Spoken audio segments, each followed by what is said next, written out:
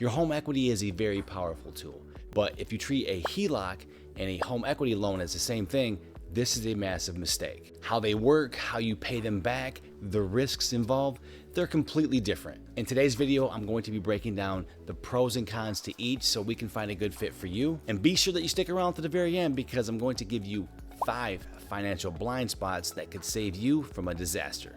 Let's get started. Let's start with a HELOC. What is it and how does it work? So it stands for a home equity line of credit. And I want you to think of it as a credit card, but it's backed by your house. So if you go to the bank and you take out a HELOC, say for $50,000, they're not just going to hand you a $50,000 check. It's going to be an open line of credit that you can actively draw from for a certain period of time. And it has 2 periods that we need to be aware of: the draw period and the repayment period. During the draw period, which is your first 5 to 10 years, you only have to pay interest on the money that you spend. If you draw $5,000 to repair a roof at a 7% interest rate, your minimum payment is just the interest, which comes out to less than $30 a month. Once the draw period ends, the borrowing door shuts permanently and you now enter the repayment period. Suddenly you have to pay back both principal and interest over the next 15 years. That exact $50,000 balance that you had that was only costing you under $300 a month can suddenly spike overnight and now cost you over $450 just like that. Now a home equity loan is completely different. Let's think of this like a traditional car loan. You apply, the bank approves you for a certain amount. In this case, we're going to use the same example as in the last one for $50,000. But here's the major difference. They're going to then deposit that $50,000 directly into your bank account. Another major difference is your interest rate.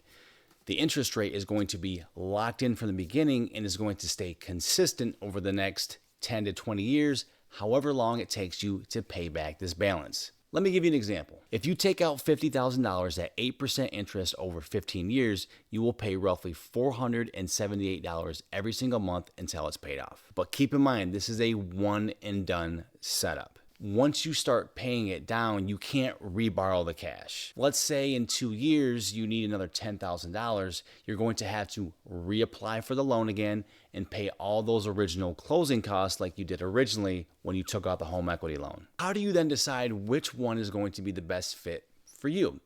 And really, it all comes down to 4 questions. First of all, do you need money now or do you need money over time?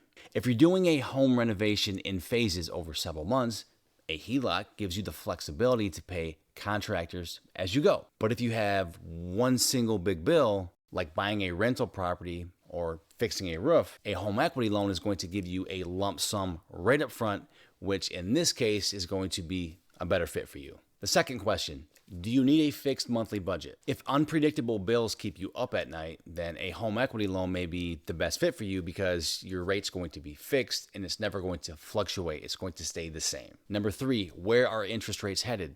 No one ever knows. Remember, a HELOC is a variable interest rate, meaning that they're going to fluctuate with the market. So if interest rates are low, your payment's going to be low. If the interest rates are higher, then your payment's going to be higher. With a home equity loan, the interest rates are always going to stay consistent.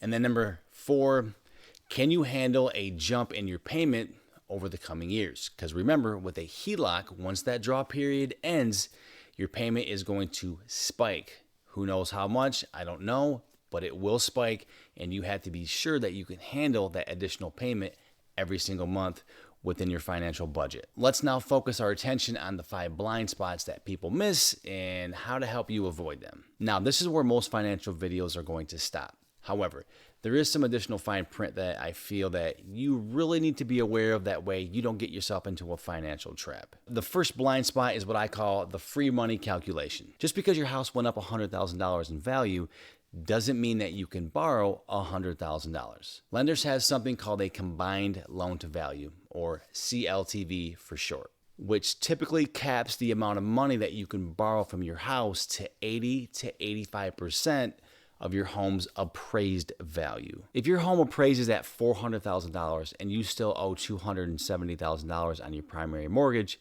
An 80% cap means your maximum allowed debt across all loans is $320,000. Subtract what you already owe on your main mortgage, and your actual maximum loan limit is $50,000, not the $130,000 in paper equity that you thought that you originally had. The second blind spot is the tax deduction trap. A lot of people take out home equity loans to pay off high interest credit cards, buy new cars, thinking that they can then write off the interest at tax time. But be sure that you check your tax rules, because this may not be the case. Interest on home equity borrowing is only tax deductible if you use the money to buy, build, or substantially improve the home securing the loan. If your plan is to use it for debt consolidation, to go on vacation, or any other type of personal expenses, that tax write-off is completely gone. The third blind spot is the emergency fund myth. If you have a financial advisor that tells you to open up a HELOC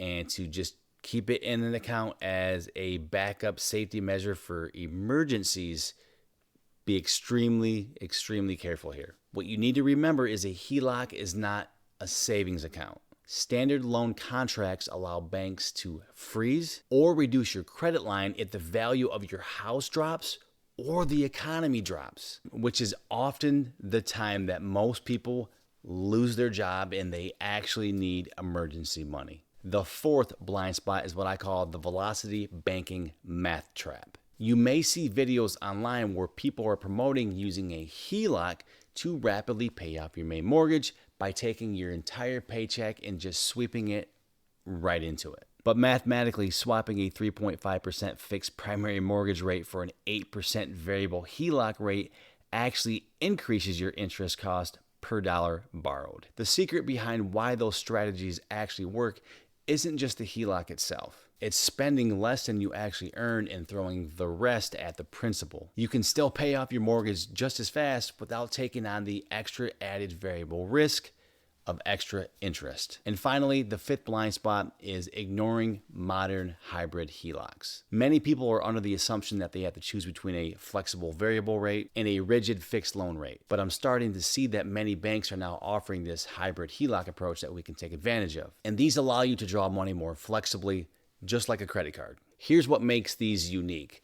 They allow you to take out money like a credit card, but the money that you take out, say $10,000 to remodel your kitchen, is going to be based on a fixed interest rate, not a variable interest rate, while simultaneously keeping the remainder of your credit line, say you borrowed $50,000, open. At the end of the day, taking out a HELOC or a home equity loan is a big decision, so just be sure that you're intentional about it, you understand the math, how things work, and as always, check with your CPA to make sure these circumstances are going to work and be beneficial for you. Now, if your plan is to take out one of these options to do some of these upgrades, you'll definitely want to be sure you check out these videos, because the last thing that you want to do is pour money into something that isn't going to help you sell your house for more money on the back end. Hopefully this video cleared some things up. If it did, be sure that you gently tap that like button, subscribe, and I look forward to seeing you on a future video.